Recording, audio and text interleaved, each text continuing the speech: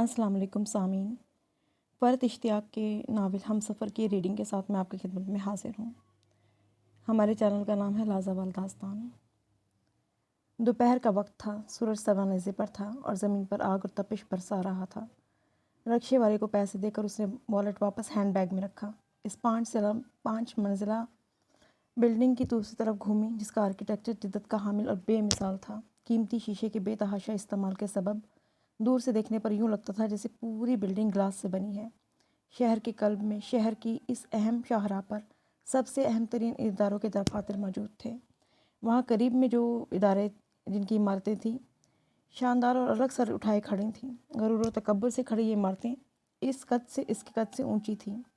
اپنی حیثیت اور اس جگہ کی حیثیت کا فرق اس پر پوری طرح سے واضح تھا، لیکن کیا کرتی، یہی بیش قیمت شیشوں اور پتھروں سے سجی عمارات اس کی منزل تھیں اور یہیں آئی تھی۔ اسے اس عمارت کے اندر کسی سے ملنا تھا۔ پارکنگ ایریا کو عبور کرتی وہ عمارت کے بالکل قریب پہنچی۔ 4 سیڑھیاں چڑھ کر اب وہ اس شاندار شیشے کے دروازے تک پہنچ چکی تھی جس کے اندر اور باہر باوردی اور مسلح چوکیدار چاق و چوبند کھڑے تھے۔ دروازے کو کھول کے اس نے اندر قدم رکھا اور یہاں وہ پہلی مرتبہ آئی تھی، اس لیے یہ نہیں جانتی تھی کہ جس سے اسے ملنا ہے وہ کس فلور پر کس کمرے میں ملے گا۔ چنانچہ گراؤنڈ فلور پر موجود ریسیپشنسٹ سے اس نے اپنے مطلوبہ شخص کے آفس کی بابت پوچھا۔ وہاں سے 2 منٹ میں اپنی مطلوبہ معلومات کے حصول کے بعد وہ لفٹ کی طرف بڑھ گئی۔ وہ لفٹ کے پاس آ کر کھڑی ہوئی، لفٹ گراؤنڈ فلور پر آ کر رکی اور اس میں سے 3 مرد اور 2 لڑکیاں باہر نکلیں۔ اس نے لفٹ کے اندر قدم رکھا تو اس کے پیچھے 2 مرد بھی داخل ہو گئے۔ لفٹ سے نکلتے اور اس میں داخل ہوتے ہوئے یہ سب مرد و زن اپنی تیاری میں کارپوریٹ کلچر کے نمائندہ اور ڈریس کوڈ کو فالو کرتے نظر آ رہے تھے جو اس شاندار عمارت میں واقع ان کے ادارے کی ڈیمانڈ تھی۔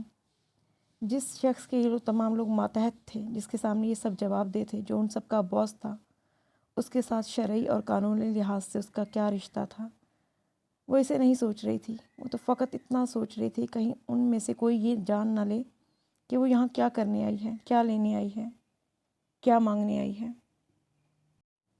اولاد کیا چیز ہے، اولاد کی محبت کیا چیز ہے، اس عمارت میں قدم رکھنے سے پہلے جب اس نے خود کو اس شخص سے ملنے پر مجبور پایا تھا تبھی سمجھ لیا تھا کہ حالات کی گرداب میں پھنسی تو ساری عقل ٹھکانے آ گئی تھی۔ اپنی ذات پر سارا غرور خاک میں مل گیا تھا۔ ایک زمانے میں بہت شکوے رہے تھے اسے اپنی مر جانے والی ماں سے، جس نے اپنے لیے خودداری اور عزت نفس کے معیار مقرر کر رکھے تھے، اور اس کے لیے کچھ اور اس کے لیے اپنی عمر بھر کی ساری خودداری، ساری انا باتیں خود ہی مٹی میں ملا دی تھی۔ مگر ماں سے یہ تمام شکوے تب تک تھے جب تک وہ ماں نہیں بنی تھی۔ خود ماں بنی تو جان لیا کہ اولاد کی محبت ایسی ہی ظالم چیز ہے جو انسان کو عزت نفس اور خودداری کو پامال کر کے اپنے ہی پیروں تلے کچل کر چلی آئی تھی۔ اگر اپنی بیٹی کی زندگی کے عوض اسے اپنی جان دینا پڑتی دے دیتی، اپنی عزت و آبرو قربان کرنی پڑتی کر دیتی۔ جان اور آبرو سے تو کم ہی تر چیزیں تھیں انا اور خودداری۔ خود کو بہت سمجھا بجھا کر، بہت سوچ سمجھ کر، ہر طرف سے مایوس ہونے کے بعد وہ یہاں آئی تھی، اور اس شخص سے مرتے دم تک دوبارہ نہیں ملنا چاہتی تھی، اس کی شکل نہیں دیکھنا چاہتی تھی، اس کا نام بھی جیتے جی دوبارہ کبھی نہیں سننا چاہتی تھی۔ اور آج تقدیر کی بے رحمی صفا کی کہ خود اپنے پیروں پر چل کر اپنی مرضی سے اس شخص سے ملنے آ جا رہی تھی۔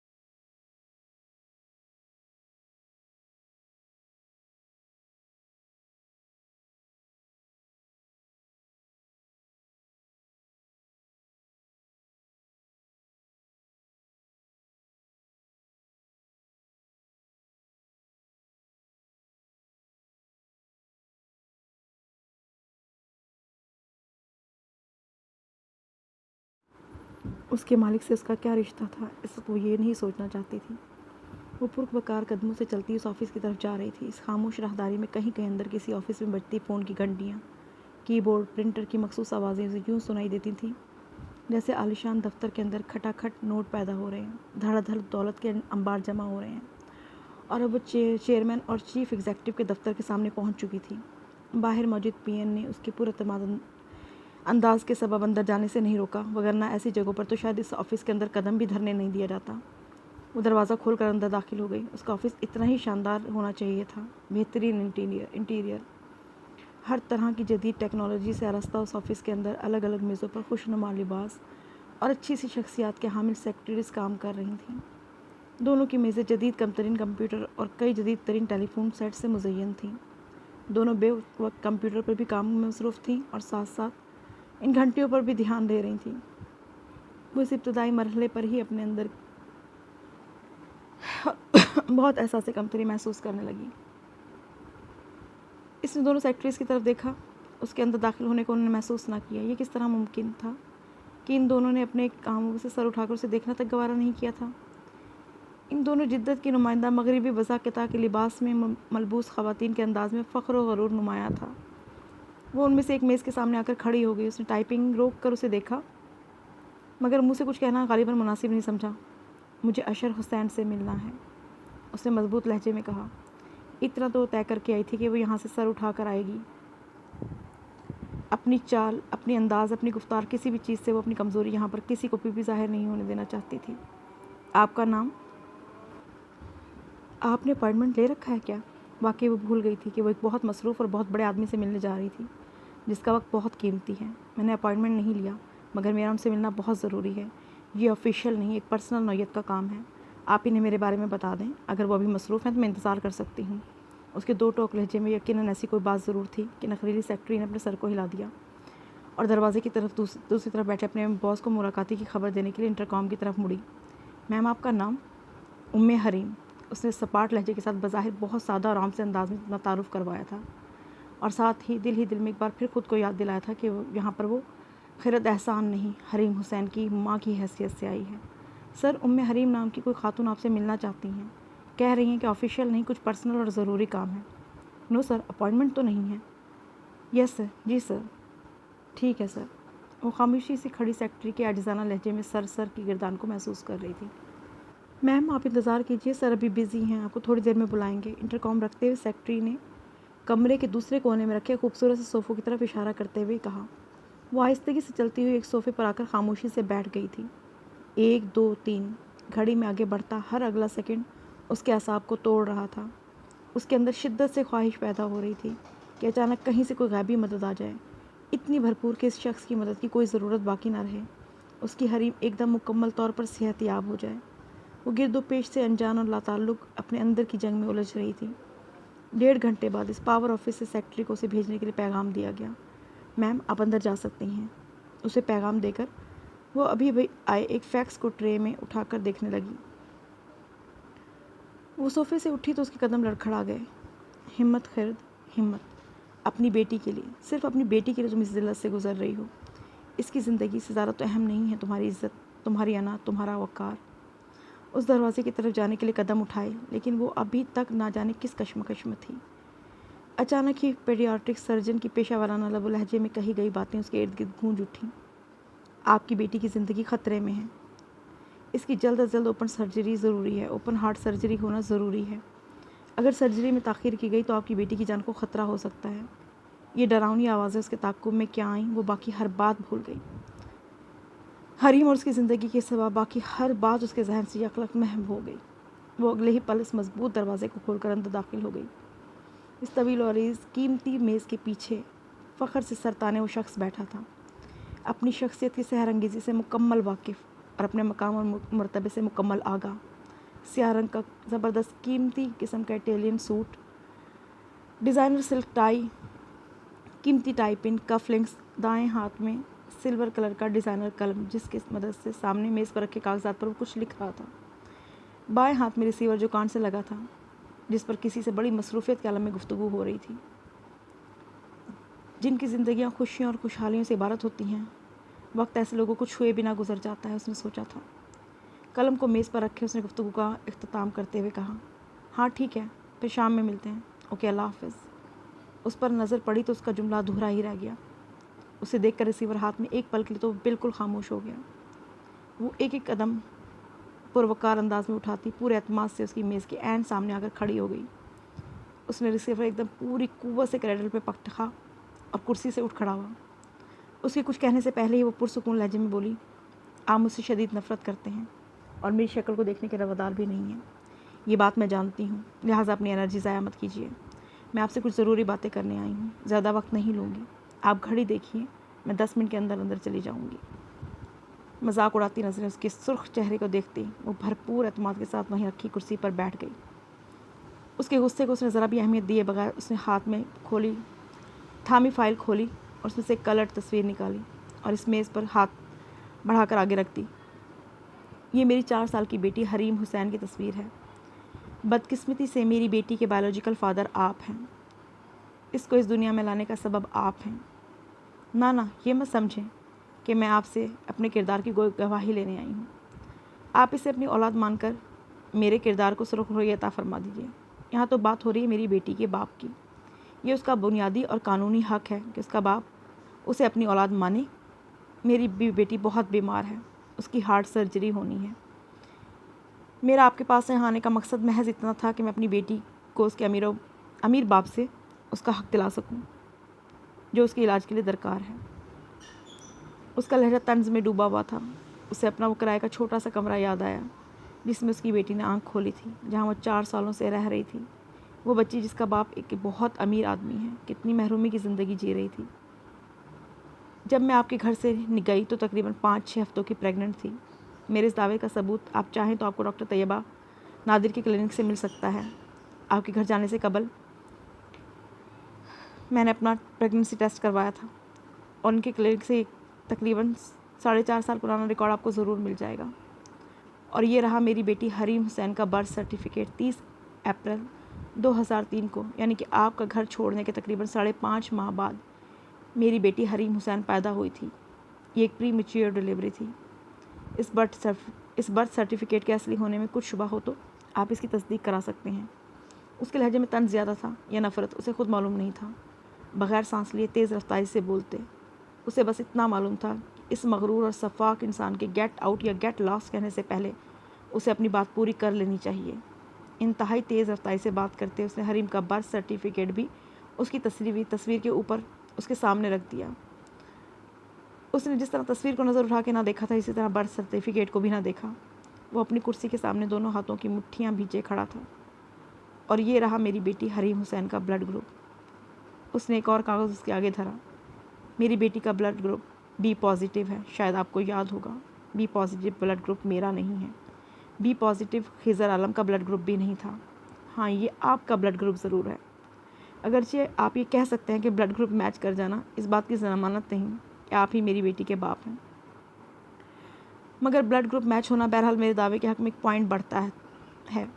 आप बहुत काबिल और पढ़े लिखे इंसान हैं, यकीनन इतना तो जानते ही होंगे कि बच्चे का ब्लड टाइप उसके माँ और बाप के ब्लड टाइप का कम्बिनेशन होता है। ओ और ओ का कॉम्बिनेशन कभी भी बी पॉजिटिव नहीं हो सकता। वो उसकी आंखों में आंखें डालकर बात कर रही थी। वैसे जो ये सब मैं आपको दोस्ताना माहौल में बात कर रही हूँ बज़रिया कोर्ट भी कर सकती थी।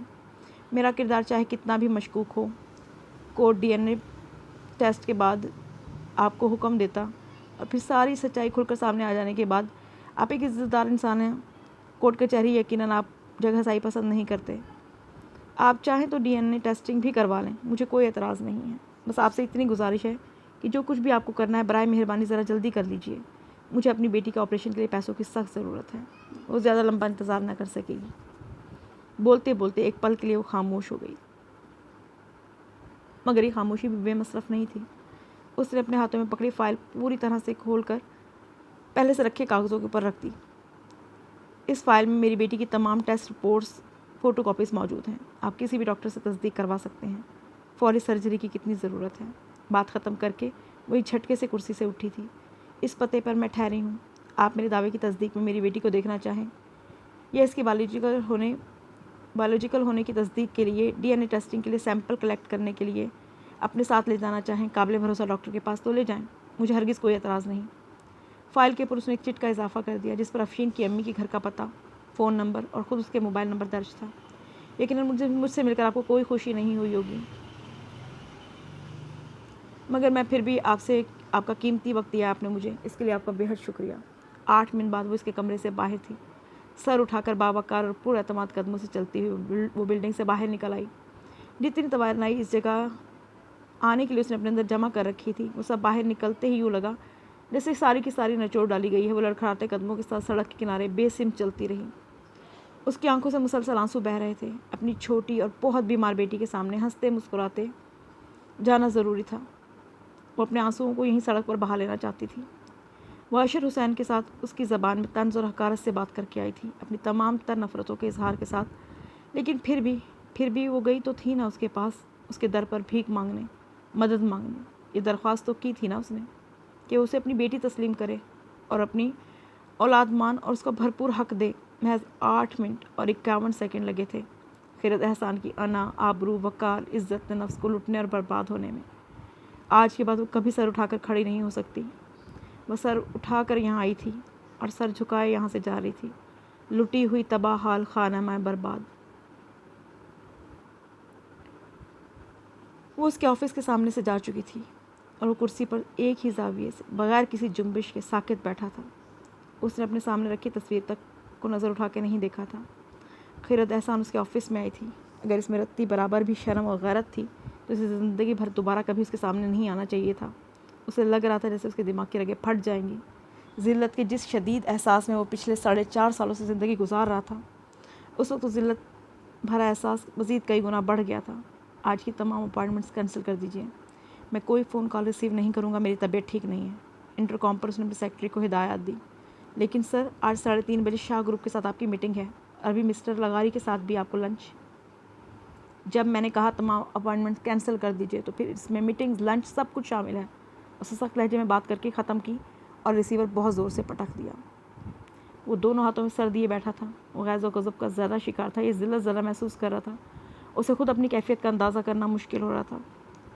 خیرت احسان اس جھٹائی اور بے خوفی سے اس کے سامنے آ کر یہاں صحیح سلامت بیٹھ کر چلی بھی گئی اور وہ دیکھتا رہا کہ اعلیٰ تعلیم، اعلیٰ رتبہ معاشرے میں باعزت نمایاں مقام انسان کو بے غیرت بنا دیتا ہے۔ وہ اسے جان سے کیوں نہیں مار سکا؟ اسے جان سے مار کر خود بھی پھانسی پہ چڑھ جاتا تو کم از کم بے غیرتی اور ذلت والی اس زندگی کو جینے سے تو اسے نجات مل جاتی۔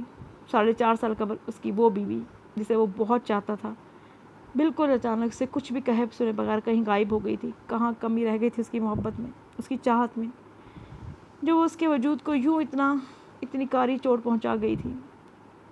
اسے اس سے کوئی شکایت تھی؟ وہ طلاق چاہتی تھی، اپنے منہ سے بات کر کے تو دیکھتی۔ وہ اس کی خوشی کا خاطر اسے باعزت طریقے سے علیحدہ کر دیتا، مگر یوں۔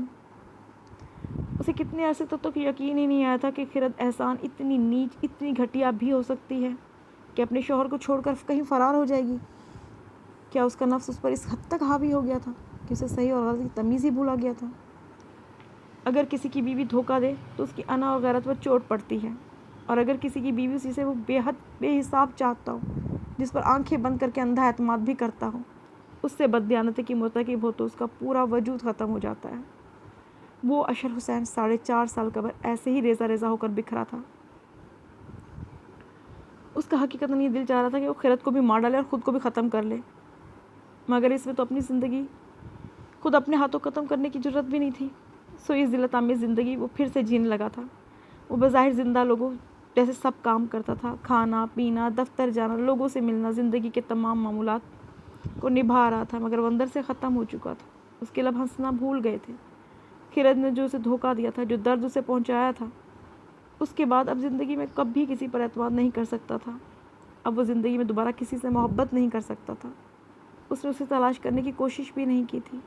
اگر کرتا تو اتنا بااثر اور طاقتور تھا کہ اسے پاتال سے بھی نکال لاتا، اسے ایک اذیت ناک موت دیتا، اس کی لاش کو چیخ چیل قدموں کے آگے ڈالتا، مگر اپنا یس و رسوخ، یہ طاقت استعمال کرنے کا اس کا دل ہی نہیں چاہا۔ وہ اس کی ناموس، اس کی عزت، اس کے وقار کو زگ پہنچا کر گئی تھی۔ اس کا کوئی جوابی عمل خود احسان کی دی ہوئی ذلت کے احساس کو مٹا نہیں سکتا۔ اور آج اس کے آفس میں اس کی میز کے سامنے موجود تھی، بڑی بے خوفی دیدہ دلیری کے ساتھ और वो मुट्ठियाँ भींचे अपने अंदर उबलते नफ़रत के लावे को बह निकलने से रोक रहा था। उसका जी चाह रहा था कि वो पूरी कुव्वत से चीख चीख कर उसे गालियाँ दे, उसके वजूद के टुकड़े टुकड़े कर दे और ऐसा करे कि वो ऑफिस में खुद अपना तमाशा बना डालता। मगर वो बुज़दिल था। हाँ, वो बुज़दिल था। वो लोगों के सामने तमाशा बनने से डरता था। खैरत एहसान ने आज उसके सामने आकर क्या कहा, उसे कुछ भी नहीं सुना। खैरत एहसान ने उसके सामने क्या क्या धरा, उसने कुछ नहीं देखा। उसके सच्चे जज्बों, उसकी मोहब्बतों, उसको चाहतों का मजाक उड़ाने वाली, उसकी इज़्ज़त को सरे बाज़ार नीलाम करने वाली बीवी के नाम पर एक बदनुमा गाली, वो औरत किसी ढिठाई, किस कदर बेखौफी और किस दीदा दलेरी के साथ उसके रूबरू खड़ी थी। कोई नदामत, कोई एतराफ़ जुर्म या शर्मिंदगी का रत्ती भर शायबा भी उसकी आंखों में न था। उसकी शादी इतने आनन फानन और इतने दकियानूसी तरीके से हुई थी, ऐसा उसने कभी तसव्वुर भी नहीं किया था। ठीक है, अभी तक उसकी कहीं किसी से कोई कमिटमेंट नहीं हुई थी। ये भी ठीक है कि वो ख्यालों और ख्वाबों की दुनिया में रहने वाला कोई रोमांटिक इंसान नहीं था, बल्कि एक हकीकत पसंद और मैच्योर सोच रखने वाला शख्स था। मगर बहुत हकीकत पसंद और मैच्योर सोच रखने वाले शख्स भी तो अपनी ज़िंदगी और अपनी शरीक हयात के बारे में कुछ ना कुछ आरज़ुएं और ख्वाहिशात रखते हैं। खैरत एहसान उसकी शरीक हयात के तस्वुर पर कितनी पूरी उतरती थी, ये तो वो तब जानता ना, अगर उसे जानता होता। एक छोटे से शहर में रहने वाली फुफ्फोजाद कज़न, जिसका नाम भी उसे ढंग से याद नहीं था, जिससे बचपन में वो एक दो बार सरसरी तौर पर मिला था। तकदीर के फेर ने उस गुमनाम और उसकी ज़िंदगी में कभी कोई अहमियत ना रखने वाली उस कज़न को